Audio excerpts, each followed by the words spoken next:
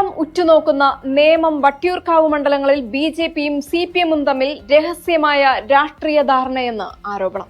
2026 നിയമസഭാ തെരഞ്ഞെടുപ്പിന് മുന്നോടിയായി പ്രമുഖ മണ്ഡലങ്ങളിൽ പരസ്പര സഹായത്തിനുള്ള ഒത്തുകളി അണിയറയിൽ ഒരുങ്ങുന്നുവെന്നാണ് വാദം.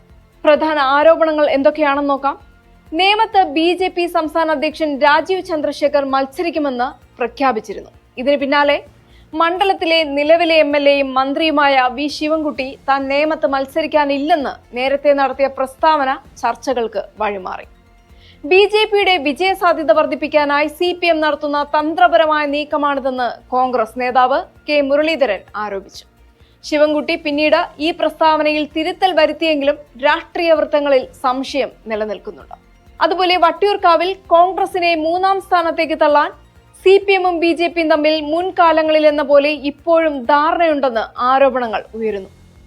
തിരുവനന്തപുരം കോർപ്പറേഷൻ ബിജെപി പിടിച്ചെടുത്തതിന് പിന്നാലെ വട്ടിയൂർക്കാവ് ബിജെപിയുടെ സുരക്ഷിത മണ്ഡലമായി മാറിയിരിക്കുകയാണ്.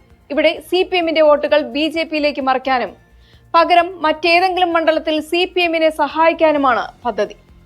ബിജെപി ശക്തമായ നേതാക്കളെ ഇറക്കുന്നിടത്ത് സിപിഎം താരതമ്യേന ദുർബലരായ സ്ഥാനാർത്ഥികളെ നിർത്താൻ ശ്രമിക്കുന്നു. അതുപോലെ അടുത്തിടെ നടന്ന തദ്ദേശ തെരഞ്ഞെടുപ്പിൽ തിരുവനന്തപുരം കോർപ്പറേഷൻ ബിജെപി നേടിയത് സിപിഎമ്മിന്റെ സഹായത്തോടെയാണെന്നും നിയമസഭാ തെരഞ്ഞെടുപ്പിലും ഈ ബന്ധം തുടരുമെന്നും ആരോപണങ്ങൾ ഉണ്ട്.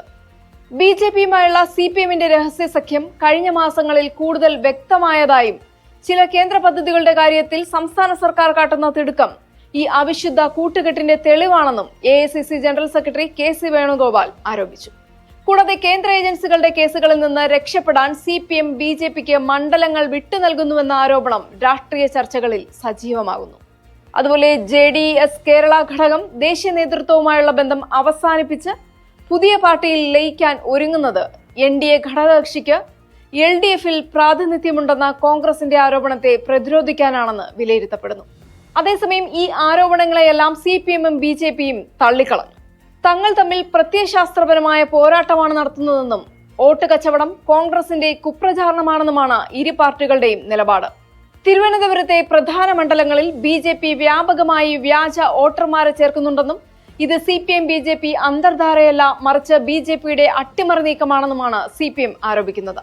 എന്നാൽ നേമത്തും വട്ടിയൂർക്കാവിലും ബിജെപിയുടെ വോട്ട് വിഹിതത്തിലുണ്ടാകുന്ന വർധനവ് വരാനിരിക്കുന്ന തിരഞ്ഞെടുപ്പിലും ഈ ആരോപണങ്ങൾക്ക് ശക്തി പകരുമെന്ന് ഉറപ്പാണ്.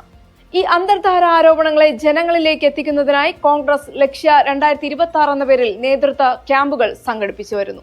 ബിജെപിയും സിപിഎമ്മും ഒന്നിച്ചു നിന്നാലും അതിനെ നേരിടാൻ കോൺഗ്രസിന് കരുത്തുണ്ടെന്നാണ് പ്രതിപക്ഷ പ്രതീക്ഷ.